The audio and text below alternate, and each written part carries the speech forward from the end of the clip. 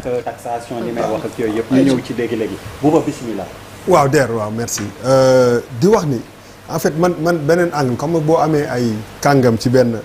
matière bàyyi leen ñu développé ma kumba nekk moo dàqataar de fii ñëw fii par hasard mais damay wax man damay wax globalement lu ma njëkk a seetlu mooy que tey état bu Sénégal moo doon jàkkaarloo ak sénégalais yi di wax ak ñoom li gën a banal état du Sénégal du parti politique du Pastef warul nekk APR warul nekk Sénégal bu ñu bokk warul nekk beneen ak beneen état bu Sénégal tey moo jóg solennellement di ñaan sénégalais yi pour ñu jàppale leen ci coono yi état dafa war a def différence am ak parti politique. Pourquoi ma wax ko moom mooy tey jii nii on a eu benn premier ministre ci benn cadre privé de son parti ci benn salle boo xam ne moom ak ñooñu parteem ñoo fi nekk mu def benn déclaration par rapport à la presse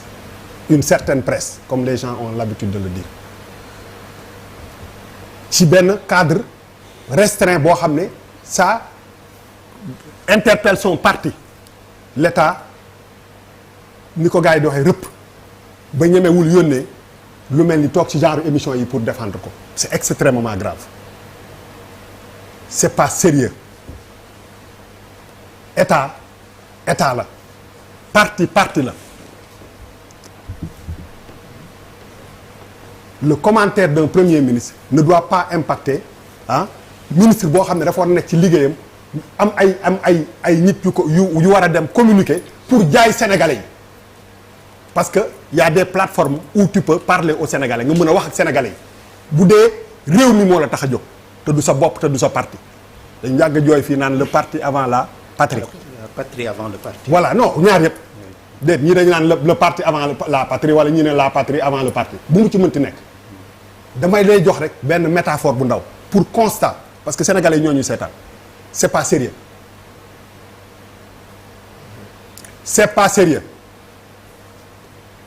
un État ne peut pas boycotter des plateformes yoo xam ne dañ fa war a dem pour communiquer c'est pas sérieux c'est pas sérieux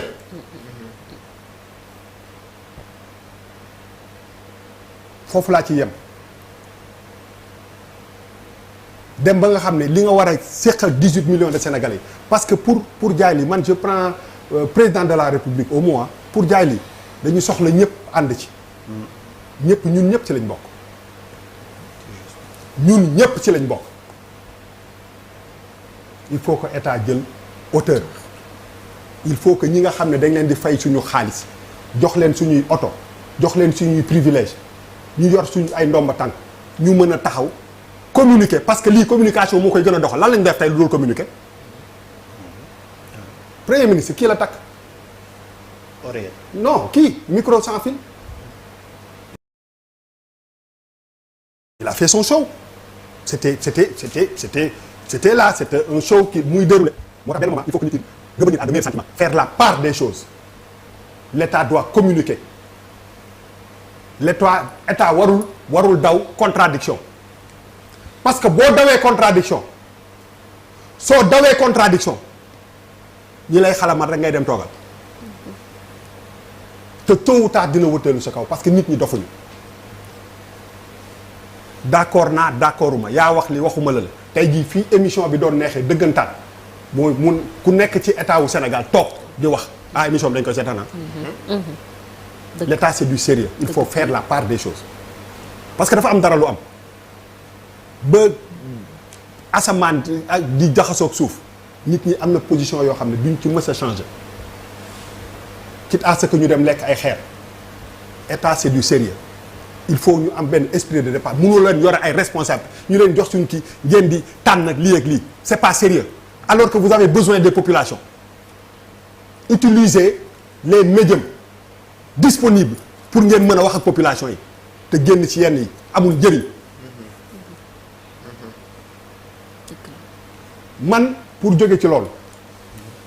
man beneen angle laay parce que pour man bu ma seetaanee je me suis dit que le président Bassirou Diomaye Faye et le premier ministre Ousmane Sonko c'est presque s'ils nous demandaient un deuxième mandat man jàngat boobu la am. nga ci droit. man jàngat boobu la am c'est-à-dire boo yokkee premier ministre nee na ak président de la République may leen ñu 2 ans et demi boo ci yokkee 1 mois 1 an et 1 mois 8 mois ñaata temps la. mandat bi jeex na. dama leen di laaj. mandat bi jeex na. ah matul 4 ans.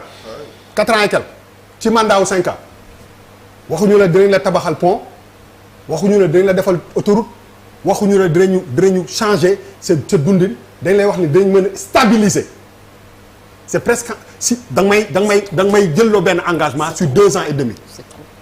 pour ma xaw a stabiliser affaire bi balaa may waxi résultat ak waxi bilan mooy que le bilan sur 4 ans risque d'être la stabilisation de l'économie ce qui est un préalable important dans l'avenir mais bi ngay jël nguur gi tu n'as pas dit ça est-ce que sénégalais yi d'accord nañu xaar 2 ans et demi plus 1 an 8 mois mu nekk 4 ans après ñu doog a fal ñii pour ñu doog a tabax parce que il ne te demande pas parce que les mots ont leur sens quand le président de la République nee na amatuñ benn marge de manœuvre ci wàllum koom-koom premier ministre nee na dañu nekk pays en ruine maanaam bu këppatalu ministre des finances ne gaal goo xam ne la foo lam bën la c'est-à-dire que ce qu'il demande aux Sénégalais non ce qu'il demande aux Sénégalais mooy 4 ans yu njëkk yi bu leen ñu laaj ñu réaliser dara bàyyi leen ñu teg parce que gis nga c'est bien borom xam-xam yi mais jàngatu sénégalais lambda bi dafa am solo parce que loolu la premier ministre di laaj premier ministre bi def na plan bi ba mu jeex Sénégal dafa neex te dafa garaaw Sénégal da ngay romb fukki nit boo may ci juróom-ñaar yi dégguñu dara ci français nga taxaw woote déroulé bu dee 10 sénégalais 7 yi xamuñu li nga wax moo tax ma ciy bamtuwaat parce que loolu moo am solo moo tax dañuy ñaan nit ñi nga xam ne parce que ay patriotisme ak affaire yooyu c'est-à-dire que les actes action speaks louder than words les actes que tu poses dañu war a nekk ay actes yoo xam ne nit ñi lay seetaan ñi nga xam ne booy bi daan jaay caaf takk bracelet Pastef bi wala ki daan jaay kii teg ko di daw di manifester kooku dafa bëgg a xam li nga koy wax lan la li nga koy ñaan lan la mais bëri na sénégalais yoo xam ne bu dul émission yi du ñu xam exactement affaire bi lan la. dëgg la nan waxante dëgg. bu dee ci faram-fàcce français la ñuy wax bu dee pour xëcc gars yi ñu wax la tuuti wolof parce que moment boobu dañ lay bëgg a jàpp réew mi metti na oui mais dafa am dara lu am solo nee naa leen fii am na robinet yoo xam boo ko tëjee du robinet ba nga tëj fa muy walangaanee nga tëj waxu ciblage yeeg ci subvention yeeg ci carburant beeg affaire yi mais fii boo tëjee waa ji kii nii ka muy jox moo koy gën a yëg il faut pas rêver maa ngi dégg par exemple parce que loo bëgg defar réew am na ay actes yoo xam ne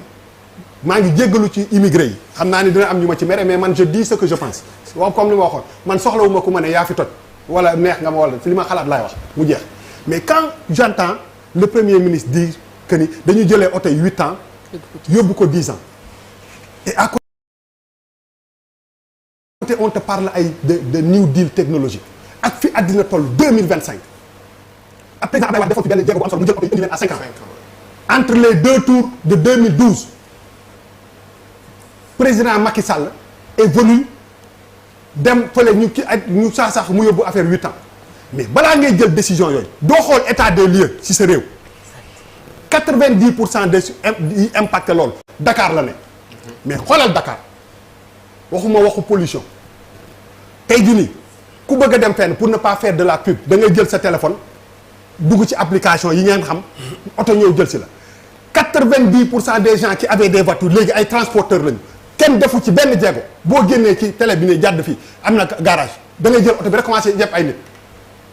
affaire bi dem ba nga xam ne dafa impacter mobilité biir Dakar et tu aspires à être benn dëkk bu développé tu poses des actes yoo xam ne pour récupérer ay xaalisu douane de oto de 10 ans oto bu am 10 ans màgget na parce que la relation qu'on a avec les voitures il faut ñu wax ko Sénégal da ngay am oto bi 20 ans lay durer les tubaab ils ont des voitures pour 3 ans c'est-à-dire que tu crées benn mobilité on parle de BRT on parle de terre et ñuy yokk ay affaires yoo xam ne impact bi doo ko calculer tout simplement parce que tu veux sauver benn affaire pendant 2 ans mais ce sont des choses yoo xam ne ñi nekk Europe ñiy jaay oto ay minoritaires lañu mais ku ñuy indil fii oto on veut des voitures yu baax de luxe. bëgguñu jël épave yi nga xam ne moo des fële on parle de voiture électrique ñu jël lëmbe àddina bi ñu war a dem vers ça parce que aussi quoi qu'on puisse dire il faut que dans nos décisions quelles que soient les difficultés ñu seddi ci ëllëg nga bañ a jël ay décisions yoo xam ne day impacter keneen ki fi ñëw sax dépassé nañu amul ay kii way du xeex jaaykat tey jii nii ñaata parking ñoo am Sénégal kenn jaayatul ñiy jaay parking oto yëpp seen oto yaa nga fa depuis 1 an et demi boo def sax ñu lebal la ko di la fay 100 000 avec concessionnaire yi nekk fi nga war leen encourager affaire yi kii nga jékki-jékki ne jóge ne 10 ans utilitaires yi 10 ans 15 ans ñu indi kii yëpp nu mu tudd épave yi nar a nekk fa lépp jël ko indi ko ci douane bi pour nga mën a retirer soutirer kii pour régler un problème boo xam ne day créer encore problème yu ko gën a mag c'est pas pour ñi nekk Europe bu ñu bëggee oto mais ñoom ñi nekk Europe bu ñu dawal ay oto yoo am ay 10 ans daw nañ ko de ku bëgg a indi oto ci suñu dëkk yi du nécessité luxe la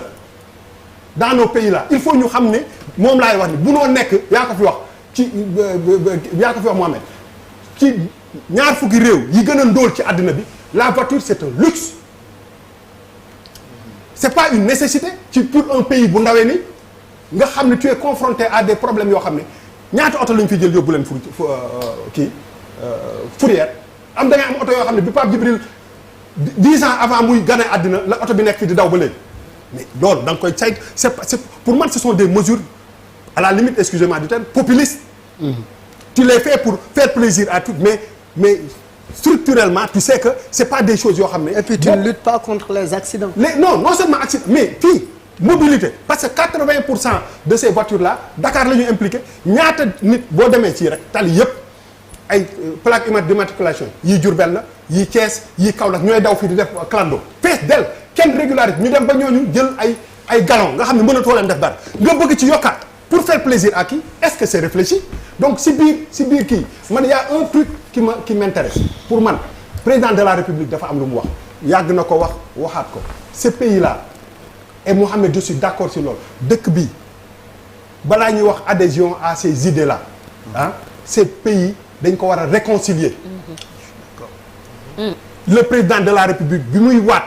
dafa jël engagement ne réew mi dañ ko war a réconcilier réconciliation bi ñun ñii ñëpp on la vit au quotidien nan waxante dëgg c'est loolu li gën a mooy chantier bi gën a am importance ci nguur gi mooy réconcilier les Sénégalais mais réconcilier les Sénégalais c'est poser des actes forts c'est prendre sur soi c'est avoir un esprit de dépassement te njabootee ñëpp te di inculquer nit ñi nii 46 56 amul gis nga lii boo leen ko bëggee 56 bu ñu dàkkee 46 yu baaxul mooy li sama mag ja daan wax fukki nit di gas fukki nit di suul du dem fenn tey boo déggee premier ministre wax ak il tend la main à tous les Sénégalais loolu dafa am solo donc travailler à réconcilier les Sénégalais d'abord dootul affaire projet dama gëm projet amul Sénégal moo am le jour où le président a été élu si le projet jeex c'est lui le projet te le projet c'est le Sénégal te ñëpp dañ ci war a gis seen bopp d'autant plus que ils ont besoin de ce pays là et ça sera son bilan. te dañuy soxla nit ñi parce que apparemment de ce qu'on sait sur les 2 ans et demi il faut pas s'attendre à 50 millions de projets qui sortent de terre même wax dëgg c'est maintien bi la ñu wax opération maintien mais maintien nag boo ko bëggee da ngay xaw a wàññi tuuti ba pare di wax ak kii ba pare œuvrer à ce que affaire yi dem ci côté boobu sinon nii lay def te affaire yi du dem on est dans un pays difficile te fii koo fi naj père de famille boo fi fayal woyofal bu cher nga fayal ko carburant bu cher bu ko yëgee it ña yaakaar ci moom ñoo koy gën a yëg te charité bien ordonnée commence par mënoo ñu wax il y a 2 mois 3 mois un président de l'Assemblée nationale ki ngeen ne man maa jël sama responsabilité je vais acheter des voitures ñu waxi 40 millions ki 50 millions pour tous les députés ñoom Pape Djibril xam naa ndar dañ ci noos mais non député yëpp daa wax moom ci la bokk dañ du ko bañ honorable waaw non xam nga lu tax xam nga lan moo mën naa si wax waaw non mais je veux dire que dafa am ay affaires yoo xam ne yow yaa koy njëkk a imposer sa bopp ba nit ñi gis que ni lii de parce que dans un pays où tu demandes aux gens de faire tout ça si la personne se réveille et voit un V8 mais un V8 du problème bi du oto bi carburant ba la c'est-à-dire que même ce qu'on dégage ce qu'on reflète dafa war a ànd ak benn sobriété maanaam benn wàññeeku boo xam ne même Sénégalais dinañ gis que ni le truc il change ay influenceurs ay affaires parce que gars yi tam ñoom xam naa ñu influenceurs ñoom bëri nañu ay influenceurs fii directeur général yeeg ministre yeeg ku nekk am nga sa influenceur c'est-à-dire que aujourd'hui la responsabilité de ce régime là c'est d'abord bu ñu bëggee adhésion boobu nit ñi kii ci ba pare def loo xam ne mën naa nekk te politiquement man li ma jàpp mooy que mandat bi moom mandat de kii la léegi bu ñu paree lii ba pare après ngeen jox ñu pour moi c'est un acte politique aussi parce que gëm naa ni même booy exercer pouvoir Pape Djibril buy wax ci ay langage am di nga gis que ni c'est un homme politique qui parle